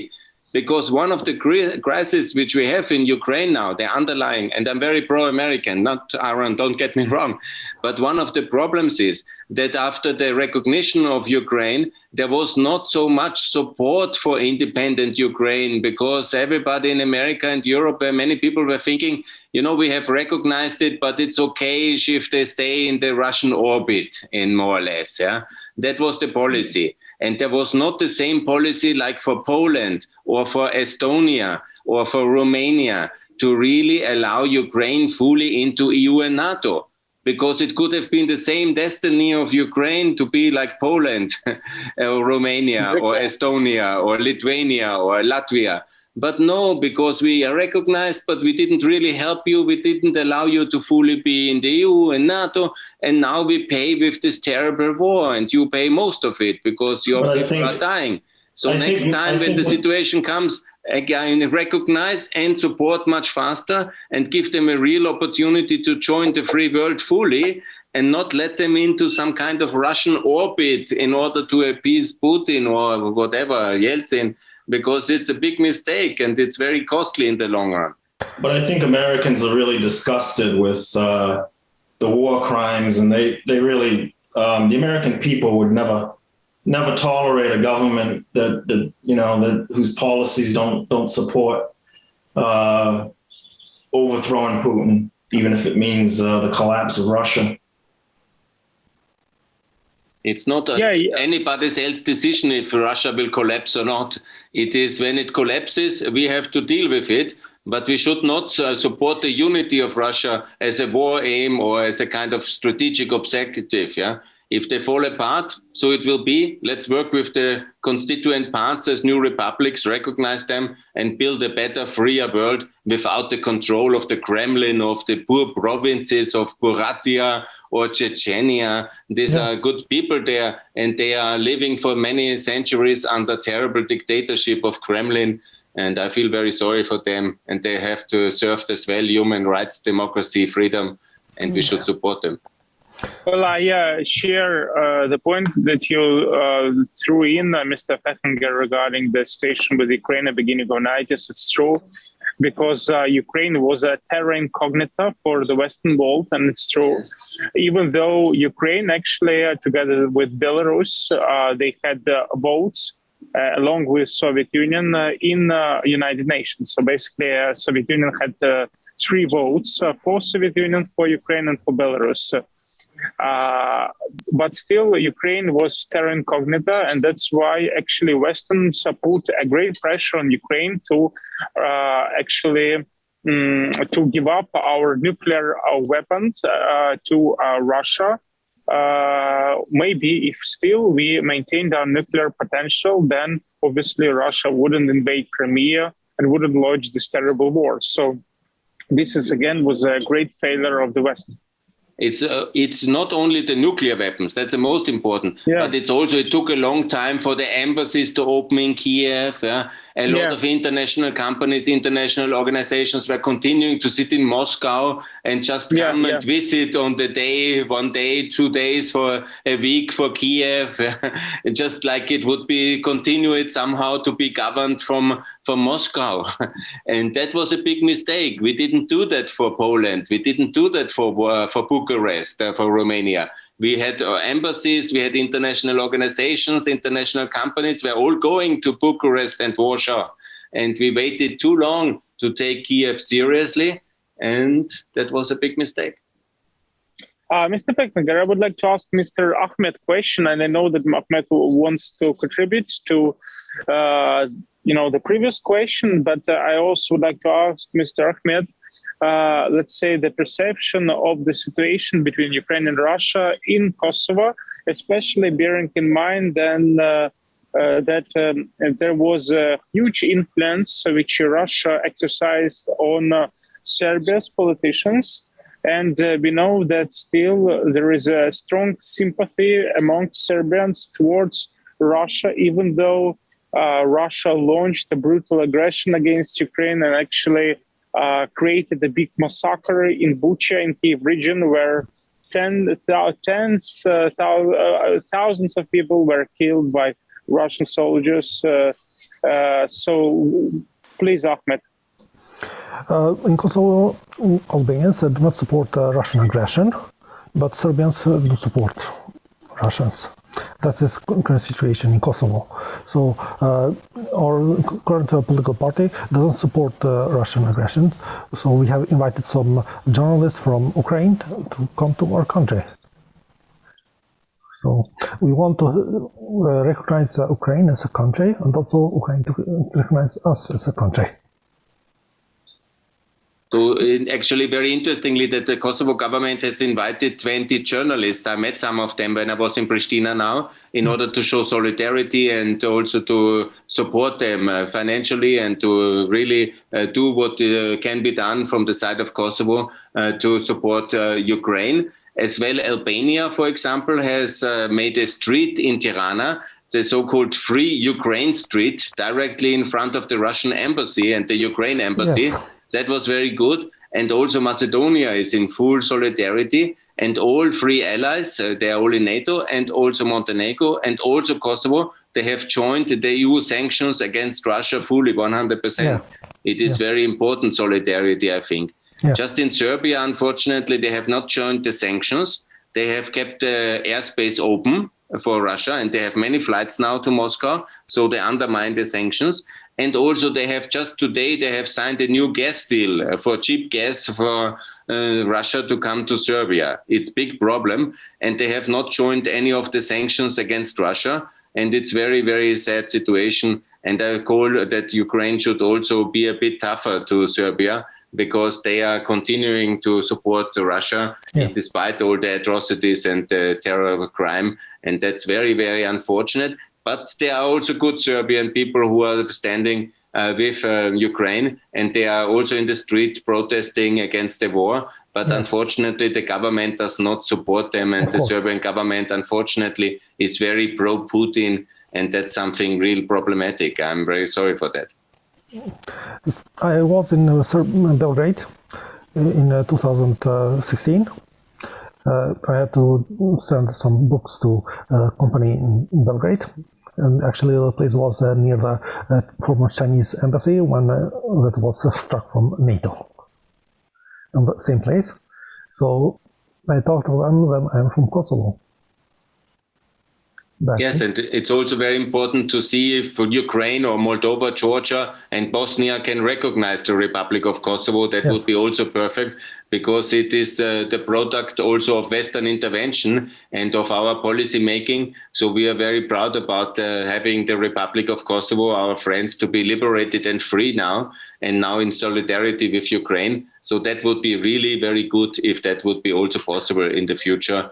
And also to show the Western world that Ukraine is fully with the Western world, also on the foreign policy on the Balkans. Yes, actually, we need to have a diplomatic relationship to all the countries before joining to EU. So when we join to EU, we do not have any problems in between. That's very important to have an alliance of all the countries together. Yeah. And that's something which Ukraine should do, because Ukraine is the biggest and most important country with 40 million people, with a 1 million army strong, and they are the shield of Europe.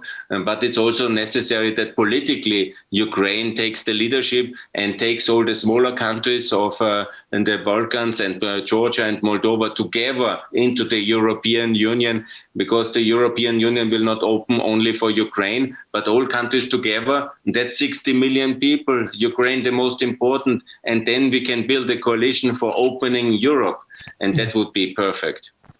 And I support also building of underground tunnels to import grain and other products through underground tunnels to Europe. So it's also very important, the agriculture situation, because now it would be very good to transport the agriculture goods from Ukraine to Moldova, to Ukraine, to the Balkans. There's many opportunities, and that would be good business. And it's also very important to build the highways and the railways, and also to bring Ukraine in the customs union of EU to make it easier to cross the borders, because there's a lot of lines to wait for too long, a lot of problems at the borders, and it's much better to be inside the EU customs union for Ukraine. We can start with a system like Всегда in Balkan for Ukraine and Georgia and other countries, and then they can join to European custom. Ahmed is saying that Ukraine should join, and he wants to invite Ukraine to join the Central European Free Trade Agreement, which is a wonderful initiative, which Dr. Buse created. Actually, it was in '92 already. Poland was part of it, and that would be the free market to join the European market in Southeastern Europe together with the allies, and that would be really good for Ukraine. Kosovo is in CEFTA, so joining Ukraine and Georgia and others also will recognize our documents, because when we buy things from Ukraine or we send something to Ukraine, they should recognize our documents too. Yeah, it would be a good idea. Besides, there is no contradiction between, let's say, free trade regime between Ukraine and European Union, and free trade regime with the Balkan countries. And actually, I think these both agreements, they complement each other. At the end of the day, we all will be the part of customs union and generally European Union internal market. I would like to ask, I think because we are running out of time, maybe it will be one of the last questions. I would like to ask Mr. Tassilo. Mr. Tassilo, so now the station is really very dangerous, because to be honest with you, I didn't believe that Russia can launch a large-scale invasion into Ukraine. I thought that Mr. Putin simply is bluffing, and now after he launched this aggression, I'm not sure that he won't try to use a nuclear weapon. And now it's very important to let's say to convert European Union as convert European Union to the one strong fist, which can, let's say, hook Russia and not allow Russia to use nuclear weapon, etc. So, what do you think the European Union should do in order to become more coherent and to support Ukraine in the face of Russian invasion? Can you repeat your question, the first part, please? I didn't hear because sure. That's okay. I'm also sitting in a coffee house, so that's okay. Being coffee house actually helps to boost the discussion about the future of European integration. Mr. Tassilo, I would like to repeat the question. So now we are not sure that Russia, after it launched a large-scale invasion into Ukraine, that Russia wouldn't use a nuclear weapon. Especially if Ukrainian army, let's say, will fight back territories which Russia already occupied, because for Putin, this war is very dangerous. If Ukraine wins, then he definitely lose the power, or maybe he will not only lose the political power, but also physical life. Who knows? So in this situation, he might use the nuclear weapon. So what, from your perspective, European Union or your member states of European Union have to do in order to convert European Union into a strong fist, which can hook Mr. Putin, and not to allow him to use nuclear weapon during this conflict? Okay, that's a very difficult question, but I think, well, Mr. Tassilo, sorry for interrupting you, but if we want both to continue to sit in coffee houses, we have to find an answer to this question, really. It's the matter of our life and the future of the coffee. Yeah. Sure. I think we have to build really a strong Europe. That's really the answer. But I know that's maybe abstract at the moment. But I know that also the fear of Europe is that Putin gets out of control. It's maybe more the German Angst, and maybe the Austrian too. And I don't know if I can really respond to your question. Allow me to answer this question because it's a very good one. And Tassilo, don't worry, there will be no nuclear war. There will be no nuclear war. Because why? Our nuclear weapons work much better than the Russian ones. Yeah, we have much more and much powerful technology in America, and we will not allow this. Yeah, and nuclear war is always based on mutually destruction of both sides. Yeah, and America is very serious protector of freedom of Europe, and there will be no nuclear war. It's just, the threat of nuclear war, because people are no longer used to understand it, because for 30 years we didn't discuss this so much. Yeah? This is like making everybody afraid. And so the Russians very irresponsibly and recklessly try to provoke this nuclear kind of threat just to make everybody here a little bit, nervous. Yeah? I understand that, but in logical terms, in real military terms, in strategic terms, you can rely on the American nuclear deterrent to work much better than the Russian one, and nobody in Russia will do any kind of nuclear escalation. Be 100% sure about it, and we should not even then somehow make everybody excited about this prospect, because nuclear weapons are only defensive weapons of territory in the last resort of a kind of aggression against Russia, and nobody is attacking Russia here, please. The only one who is attacking somebody is the Russians attacking Ukraine, and they shouldn't be there. So there is no kind of theoretical threat even of nuclear escalation, and it's just a wrong debate to even discuss it. And Putin is just exaggerating his own potential and making everybody excited with fear. And we shouldn't fall into this trap at all, because, as I have said, it will never happen. But my question is maybe to you or to all of you. If it's true that Putin is on a religious mission at the moment, or it's just his own propaganda that he will, for me, is a gangster. Yeah, Putin is a gangster, but he will just stay in power with the power of Russian mission. And then that's why this war is so dangerous. It's very dangerous. That he won't stop until he wants to build Novorossiya. And at the moment, it's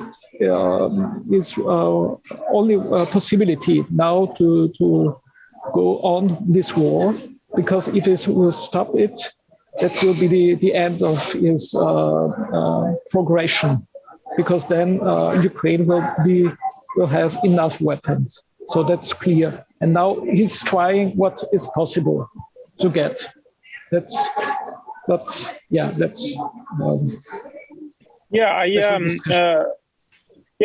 Tassilo, I support your thought. Mr. Fechtinger, I would like to stress that I did not believe that Mr. Putin is going to launch this full-scale war. And actually, I was very critical about Western media who stressed that Putin is going to launch this large-scale war. Because large-scale wars, they were very typical in 19th century, even in the beginning of 20th century, but not in the 21st century. And now, after he did this, to be honest with you, I'm not sure that in case he wouldn't have another option. For instance, if he will understand that Russia is losing this war, and again, the loss in the war will mean for him the self-destruction. So he not only won't remain in the power, it means that he will have the same destiny like Mr. Ceausescu in Romania. And in this situation, he can try to, let's say, use this last resort, as you say, and use a nuclear weapon. You know, Putin now is really on the very religious road, so it means that he is obsessed with his thoughts.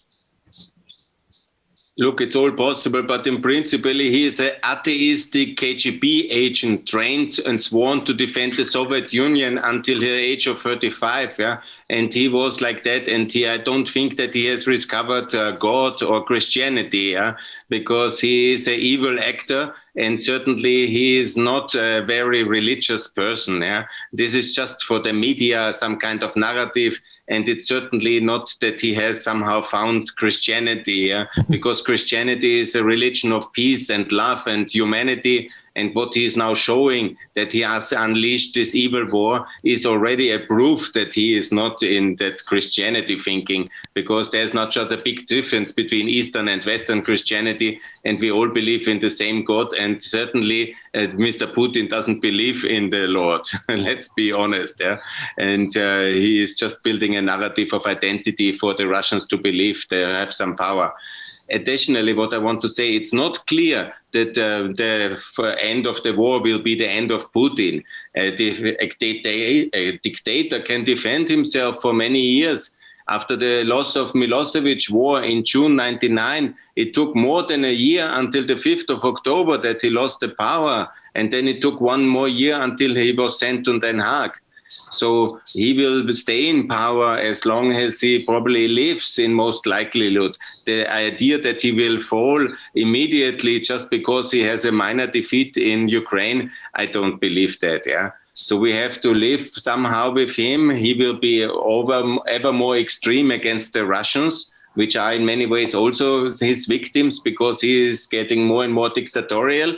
And he will, of course, not win in Ukraine. On the contrary, he will have a defeat, but it will be ending in some kind of stalemate now in the East over time during the year.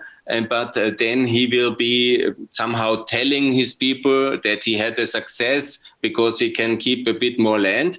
And still, at the end of the day, he will then fade out over time, over the next years, because we will not give up the sanctions.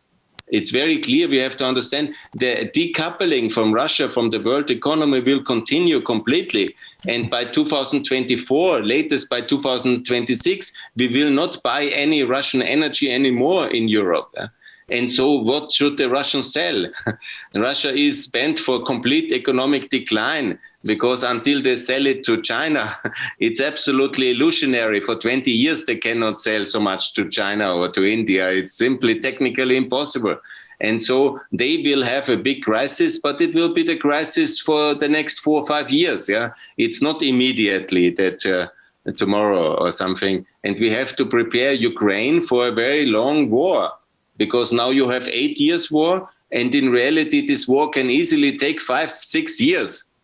Maybe longer, because it will be maybe lower intensity war, but there will be not, whatever some people believe, in August there will be peace, or in September. No, the war will continue for the very long term, and you must be militarily, strategically, fiscally, economically prepared for the long war. Yeah. And that's the big challenge now. That's why Ukraine has to sell a lot of agricultural products, so they have money to buy new weapons to defend themselves. One aspect, it's very true. And it must be fully integrated in Europe, because in order to be successful economically and fiscally, because it will be a long confrontation and a long war with Russia, I think so.